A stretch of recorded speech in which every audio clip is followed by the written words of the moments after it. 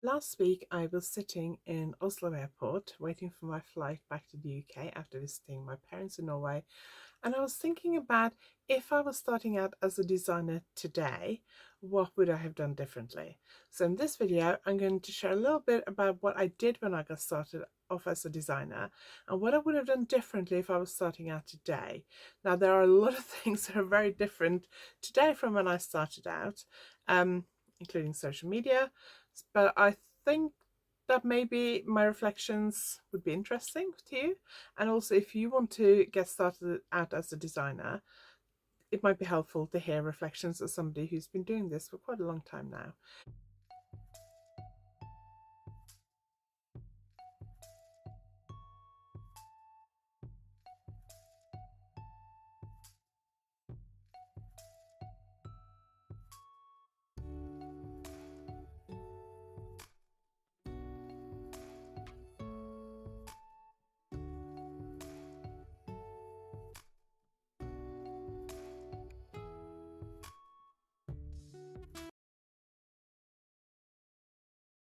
If you're new here, my name is Anniken. I design knitting patterns. I teach knitting workshops online and in person, and I sell yarn through my website yarnaddict.co.uk. If you like this video, please give it a thumbs up, and if you haven't subscribed yet, please consider subscribing. I have been knitting for most of my life. I learned to knit when I was quite young. I don't actually remember how old I was when I learned to knit. I don't remember learning to knit. My mum doesn't remember teaching me how to knit. But I've been knitting, I think I maybe been knitting since before I started school or soon after I started school, but I'm not 100% sure because it's a long time ago and I can't remember. Um, but I have been knitting for a long time. I do remember as a teenager knitting socks, and I knitted a couple of garments myself.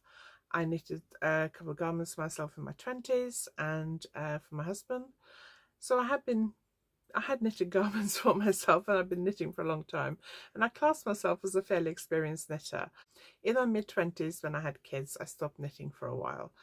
And that's 30 years ago now. So I took a break from knitting just because I guess I didn't have a lot of time being a young mum and also working, and also I struggled to understand English knitting patterns, and I used to buy patterns and yarn when I went to Norway and knit it up, and then next time I went to Norway buy another pattern, and they wouldn't let you buy the pattern without buying the yarn. And I used to go into my local yarn shops and look at their patterns, but I really struggled to get my head around English patterns. And then online knitting forums came along. I discovered online yarn shops and online knitting forums. I joined one, which I was a member of for quite a few years, and through that, I think I kind of learned to understand English knitting patterns and get my head around the terminology and all that kind of stuff. Because when you get into knitting, even if you're a native English speaker or native of whichever country you live in, and you're reading patterns in that language, in your native language, it is a different language really. There's a lot of abbreviations and terminology that you don't necessarily understand when you first start, and it's like that in any field really. But took me a while because knitting is mainly abbreviations. It took me a while to get my head around it. If you're interested in how I got started out designing and knitting, I have got a video that I released last summer in July called My Knitting and Design Story. I will link it below, and I'll also link it at the end of this video. So if you want to hear more about that, go and watch that video if you didn't watch it last summer. So I started designing around 2005, I think. I haven't actually gone back and checked what I said in that video I just referenced, but I think it was probably around 2005. It was before social media and it was before Ravelry. I remember when I decided I wanted to start designing. I'm not going to go into too much why I decided to start designing. One of my main problems was trying to work out where I could sell my patterns. I think there were online platforms at the time, but because I didn't know anyone else who did this, I didn't know quite how to access those online platforms or how to find them. But I was really keen to design, and I was really keen to make some money from my hobby. That was my main motivation really was that I wanted to make some money from my hobby. At the time I wasn't working due to chronic pain and having young children, so I was quite keen to find some way of making just a little bit of extra money. So that was kind of my main motivation. I tried making stuff to sell, but that's very difficult unless you can go to like upmarket craft fairs, and I didn't know where those were. None of my local ones were particularly upmarket. So I then decided to try and design my own patterns and write them down and see how I got on with that. So that's what I did. The thing is, there wasn't any social media at the time. I guess there probably was places like, I don't know, MySpace maybe. I wish I never got into. There probably were places, but I didn't know about them. But there wasn't Twitter, Instagram, YouTube, I don't think. TikTok, obviously, because that's fairly recent. None of these places really existed at the time. And Ravelry didn't exist at the time. When Ravelry started, it became much easier to connect with other knitters. I was a member of an online knitting forum and a couple of online knitting forums, I think. So obviously I knew knitters through that venue, and some of them knew what I was doing. You couldn't really promote yourself blatantly, if you like, in those online forums, so you had to be kind of a bit subtle about it. I also started a blog because blogs were around, and I discovered blogs quite early on after we got a computer and internet at home. So I did have a blog. I started blogging quite quickly after I discovered blogs. I had no idea what I was doing.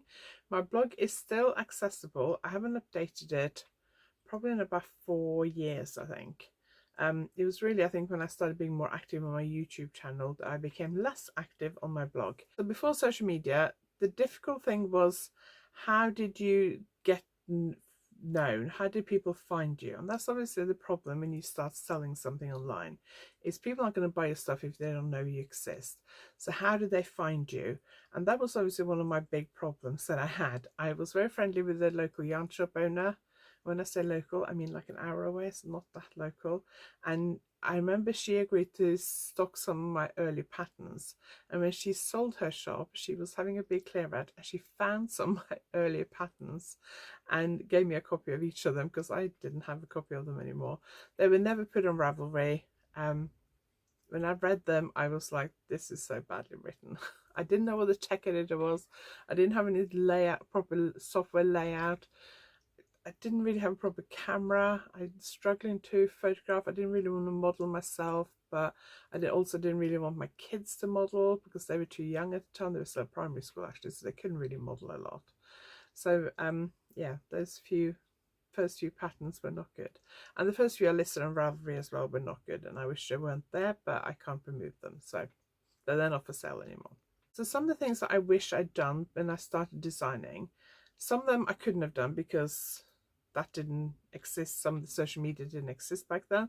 But some of the things I could have done would have been, I wish I had not been so impatient. I was very, very impatient, and I just jumped in head first in the deep end, which is kind of what I do. I'm quite impulsive, I guess. If I decide to do something, I just go for it. I either think about stuff for a long time and never get around to doing it, or I just go for it. I wish I'd knitted more for myself. So I'd knitted stuff for myself as a teenager and in my early 20s. When I got back into knitting again, I knitted a lot of scarves. Those kind of fluffy, furry scarves are very popular at the time. I knitted, I started knitting socks. So I obviously knitted some of those myself. I knitted a lot of bags because I've always liked bags. And felted bags, knitted and felted bags were quite popular at the time. There was a brand called, I think they might be called Noni. Noni, something like that, American brand, I think. They did some fabulous knitted and felted bags. So that was kind of my inspiration when I started. So I did knit stuff for myself, but I didn't really knit garments for myself. And there were two reasons. One, I've always been a larger size. So obviously it takes a lot of time to knit for yourself, and it costs a lot of money. And I think probably the money was the biggest aspect. I didn't really have money at the time to buy enough yarn for a garment. So I didn't really knit a lot for myself, like garment wise. So I wish I'd done that. I wish I'd knitted garments myself just to get used to different construction methods, and also get used to what suited me and knitting for a larger person. Because first garment I actually designed was for teenage. It was a teenage design. because I thought then I could limit the size range. And I wrote it all out by hand in my notebooks. I did all the maths by hand, and then I realised that I had to set up spreadsheets and learn how to use spreadsheets, so I did that with the help of my daughter, who I think was probably like at the end of primary school at the time, or maybe first year of secondary school. So yeah, I got the hang of spreadsheets, which helped greatly. So I wish I'd knitted more for myself, but also wish I'd knitted other people's designs. So I wish I'd knitted garments designed by other designers. It would have helped me to learn how to read patterns better, how patterns are structured, the language used in patterns, and also different techniques, construction techniques, finishing techniques. And if I was knitting stuff for myself from other designers, I would have learned how things fitted me, how to alter things, that kind of thing. One of the ways I could have done that and still made a little bit of money would have been to try and get a job as a sample knitter. At the time, because there were fewer independent designers, that probably would have meant to get a job as a sample knitter for one of the big yarn companies. And I didn't know that such a thing existed. I did meet somebody not that long after I started designing who was a sample knitter for one of the big yarn companies, and she actually did sample knit one garment for me as well. And if I hadn't already started getting patterns published in magazines, because I'd had a few published by then, I might have gone down the road of trying to get a job as a sample knitter. Because I'm quite a fast knitter, I think that would have suited me quite well, because I could probably do a garment fairly quickly. And at the time I had quite a lot of time to knit as well, because I wasn't doing any other work and my kids were both in school full time, so I would have had quite a lot of time to knit. But I didn't know how to get a job as a sample knitter. I didn't know how you went about doing that, so I didn't do it. Plus, because I started designing for myself, I wanted to get on and do that. But I think sample knitting for other designers or test knitting for other designers. Now, sample knitting is when you knit a sample for a designer or a yarn company or a magazine, and you send them the sample. They send you the yarn, you knit the sample in the required size, you send it back to them, and they usually keep it, and then they pay you. Pay for sample knitting is not great. I wish I could pay my sample knitters more, but what I pay them is based on what I'm getting paid. Until the fees for design work goes up, which it hasn't really gone up very much in the 17 years? No, 19 years I've been designing. It hasn't really gone up a lot. So I paid my sample knitters as much as I can afford to pay them, but I wish I could pay them more, really, because I think the pay for sample knitting is really, really low.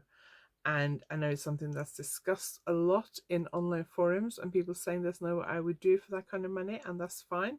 I have in the past advertised for sample knitters. I've had people who said, no, sorry, that's not enough, and I said, fair enough, that's fine.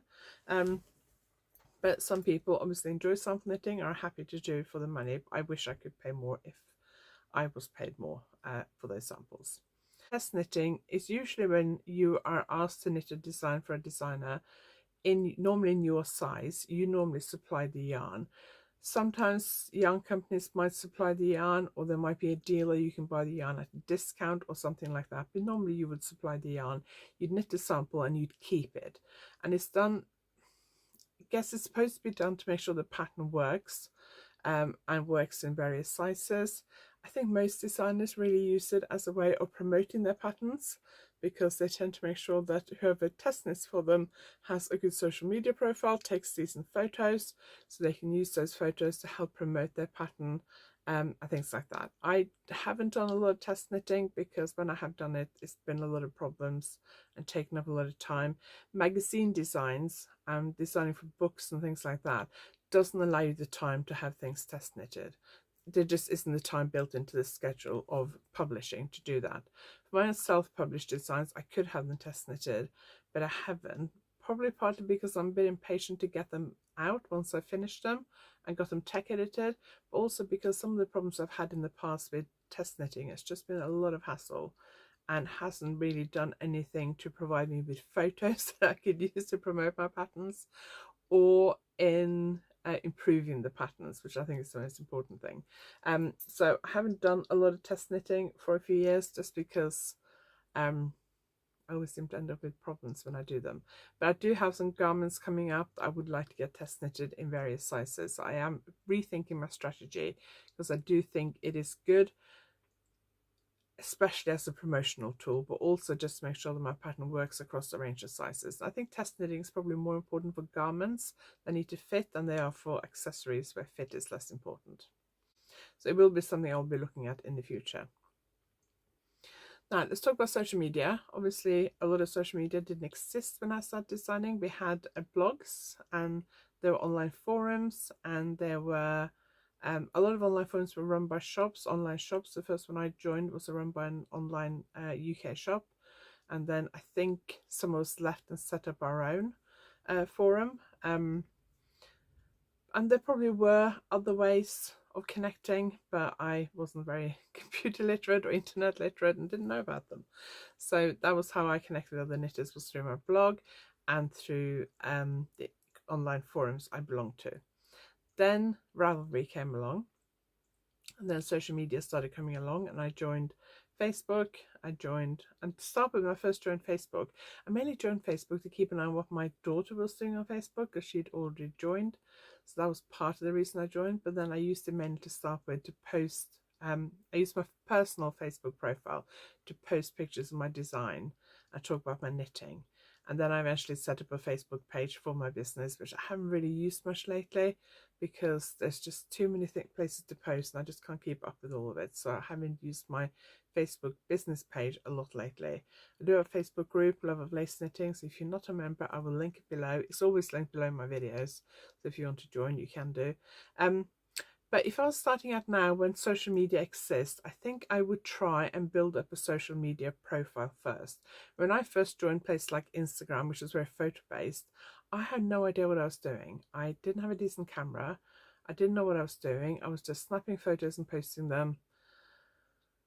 And, you know, I have a few thousand followers, but I don't have a massive following. I don't have tens of thousands or hundreds of thousands of followers like some huge name knitwear designers do. So I think if I was starting out now, I would want to try and build up a social media following before I started designing. And I'd probably do that by posting photos of my knitting. I now have a better camera, even though I'm just using my phone. It's still better than the digital camera I started out with all those years ago. And I would, if I was sample knitting or test knitting for other designers, I would use that as a way of trying to build my profile on social media. I think it's probably more difficult now to get started on social media because it is such a crowded field. But I do think you really need to have a decent social media profile if you want to self-publish. Now, I don't rely 100% on self-publishing. In fact, self-publishing pattern sales are probably the lowest they've ever been for me. Well, no, that's not true. I got it to like a decent level a few years ago, and then it's kind of slipped back. When I first started designing, I was trying to focus mostly on magazine designs, but I also self-published alongside that. And then I wrote my 2 books, and then I cut down a bit on magazine designs and did more self-publishing. And then when the pandemic started and all my workshops got cancelled, I decided to try and build up my magazine designs again because that was guaranteed payment. Self-published patterns, you can design, knit a garment or a sample, write a pattern, get it tech edited, pay to get it tech edited, get photos done, do everything, release it, and you may not get a single sale. You may get enough to cover your costs if you're lucky. You may make money on it, make a profit on it, or you may not sell a single pattern. You just don't know. I'm not at that level as a self-published designer where I'm guaranteed to sell thousands of patterns. I wish I was, but I'm not.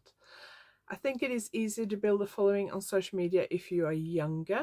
A lot of the designers that are quite big on social media tend to be younger, or they built a following when they were younger. So some of the designers that started out around the same time as me or after me were in their 20s, whereas I was in my 30s, married with kids. They were in their 20s, single, were able to travel and do things that I wasn't able to do to promote my business just because of my circumstances. So I do think building a following on social media is easier if you're younger, but it's not impossible. I do think if you have a certain look, it's easier. If you're aesthetic, if you look young, slim, I know there's some bigger designers who are very popular, but probably it's easier if you're slimmer, if you live in a beautiful place, if you have a beautiful house, or if you're just good at photography. So I think there are ways that you can build a social media profile. It takes a lot of time and effort, and that is the thing I struggle with, is spending enough time and effort. I felt like I really lost my way with Instagram about 4 years ago. When the pandemic started, there was also a lot of personal stuff going on with my sister being terminally ill with cancer and then passing away a few months later. So I kind of really felt like 2020 was a tough year personally. And I know it was a tough year for a lot of people because of the pandemic, but I felt like I really lost my way with social media, and I don't feel like I've ever really got that back.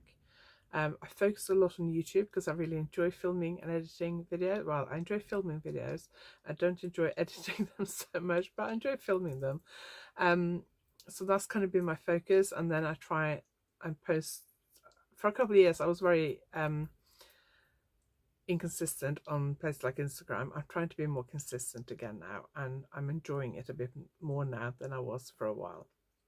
But social media is difficult. But I do think if you can build up a social media following before you start designing, it is a lot easier to do it. When you're designing, so I teach knitting workshops, I have online courses, I design for magazines, I contribute to books, I self-publish. Did I say I teach workshops? Yes. I do social media, I do YouTube videos, I write newsletters, I have to do all my business admin, emails, pattern support. It's a lot. It's just me doing it. And I do have health problems. So I can't work. I can't sit down at my desk at like 8 in the morning and work right through till 5 o'clock. Today, I'm not walking the dog today because it's raining and my daughter's home. So I asked her to walk the dog because I don't fancy going out in the rain. So today I started work bit late this morning because I had a bit of a lie-in, so I didn't start work like 9:30. It is now 10:40 and I'm going to go and have a break and do a bit of knitting, and then I'll start work again in about 40 minutes and work till about 1 o'clock, so about an hour and 40 minutes, and then I'll have an hour for lunch, and then I'll probably do another hour of computer work. So that's kind of my, normally during the day, a normal day, I will work for like 45 minutes to an hour, walk the dog, have a break, work for another hour and a half to 2 hours, have lunch, work for another hour. When I say work, I mean working in my office on the computer and stuff. So I'm not working full-time in terms of my admin work because I can't spend half a day sitting on the computer because I would just be in so much pain. I wouldn't be able to do anything for the rest of the day. So I have limitations I work within, and that means that I can't do everything I want to do. So just to sum up, because I don't want to ramble on too much, the things I would do if I was starting designing now, I would knit more garments for myself. I would knit from other people's patterns more to learn different construction methods. Like there are some construction methods that I've never used for my garments because I haven't had time to try them out, and trying them out on a garment for me will take a long time because I'm larger and I like knitting in thinner yarns. It will take a long time. So there are some garment constructions I would like to try out, but I don't because I don't know if it'll work, and I don't want to risk practicing it on a garment with a deadline. So I do have a couple of garment constructions that I have kind of earmarked that I want to try for myself, because my goal last year and this year is to knit more for myself. Because as a knitwear designer, I don't have that many garments to wear, which is a shame. So I'm trying to rectify that. Started last year, I'm extended that goal this year, and I want to carry on with that because I want to wear knitwear as well. I don't like thick knitwear, so it has to be thinner knitwear, which takes a lot of time to knit. So I wish I'd done more sample knitting, test knitting, just knitting lots more than I did in terms of different garments and garment constructions, stuff like that, before I started publishing my patterns. Basically, I wish I knew more when I started publishing my patterns. I knew nothing when I started writing knitting patterns. I really did learn on the job, and I think I would have been a better designer if I'd known more before I started. And I wish I'd built my social media profile before I started. I couldn't do that back then because the social media landscape we have today didn't exist. But I wish I started doing YouTube videos earlier. and I wish if I was starting out now, I would build a social media profile, or try to, before I started publishing patterns. So at least had a few thousand followers before I started publishing patterns.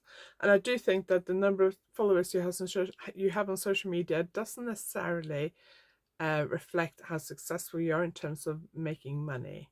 Because some people with very few followers can have a very thriving business, and some people with thousands and thousands and thousands of followers may not have much of a thriving business. So the two don't necessarily go hand in hand. But I think if you have a large social media following, you automatically have more people that you can promote your stuff to.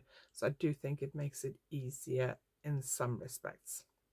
So those are the things that I would do if I was starting designing knitting patterns today. If you're an aspiring designer, let me know what you would do.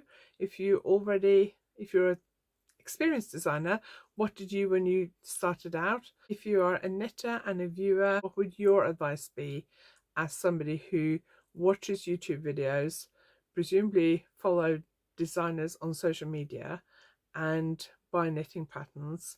What would your advice be to grab your attention?